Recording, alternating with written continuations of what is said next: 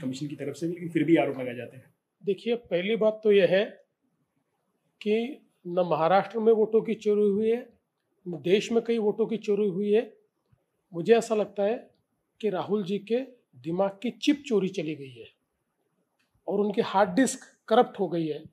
इसलिए लगातार वो झूठ बोल रहे हैं, गलत बयानबाजी कर रहे हैं और जनता का मैंडेट चोरी कर रहे हैं, लोकतंत्र को चोरी कर रहे हैं, लोकतंत्र ने दिया हुआ फैसला चोरी कर रहे हैं।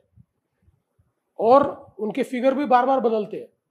पिछले समय का महाराष्ट्र में 75 लाख वोट बढ़े, अब का 1 करोड़ वोट बढ़े। महाराष्ट्र के वोटों के बारे में पूरे फैक्ट्स एंड फिगर्स के साथ हमने उनको जवाब दिया, उसके ऊपर वो जवाब नहीं दे पाए।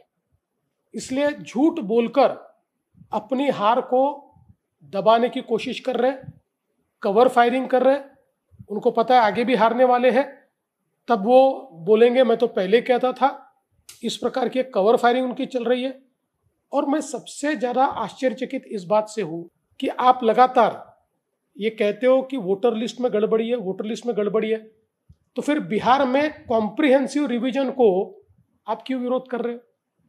अगर वोटर लिस्ट में गड़बड़ी है तो वोटर लिस्ट सुधरेगी कैसे? कॉम्प्रिहेंसिव रिवीजन से।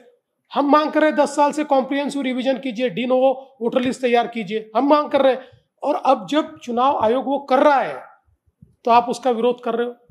सच बात तो यह है कि उनको ये पता है कि उनकी पार्टी का वजूद खो गया है और अपना वजूद वापस पाने की जगह भारत की लोकतांत्रिक संस्थाओं को बदनाम करने का काम ये उनके माध्यम से हो रहा है। मैं इसका धिक्कार करता हूं और जनता उनको वापस अगले चुनाव में इसका सबक सिखाएगी।